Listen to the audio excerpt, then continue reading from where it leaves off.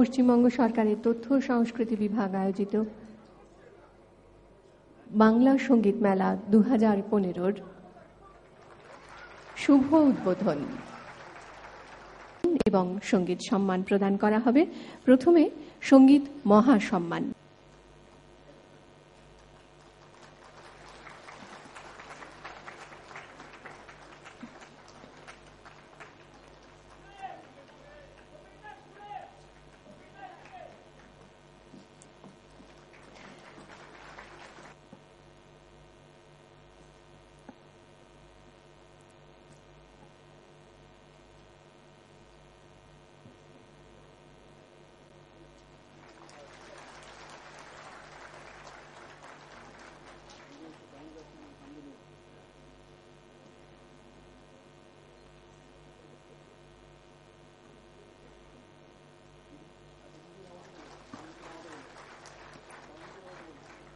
আপনার জন্য আমাদের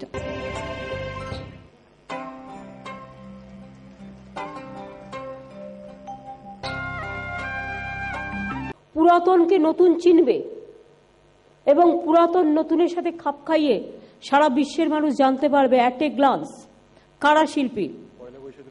পয়লা বৈশাখে রিলিজ করবে বলছে, এত তাড়াতাড়ি করতে পারবে তো?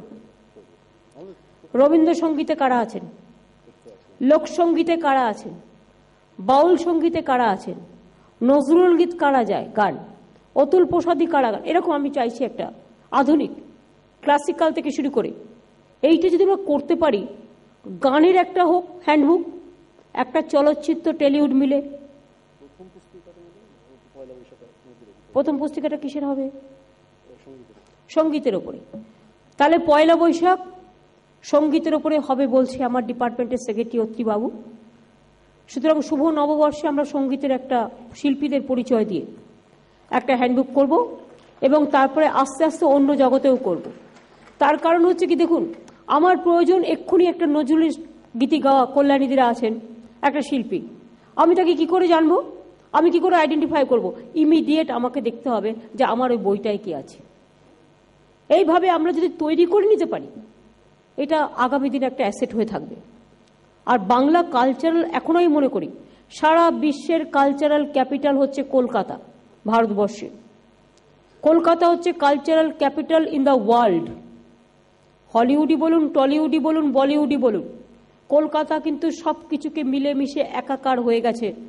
তার গানে, ছন্দে, তানে, অভিনয়, নাটক, বিভিন্ন জায়গায়, সাহিত্য, সংস্কৃতি, সভ্যতা, সবকিছুতে।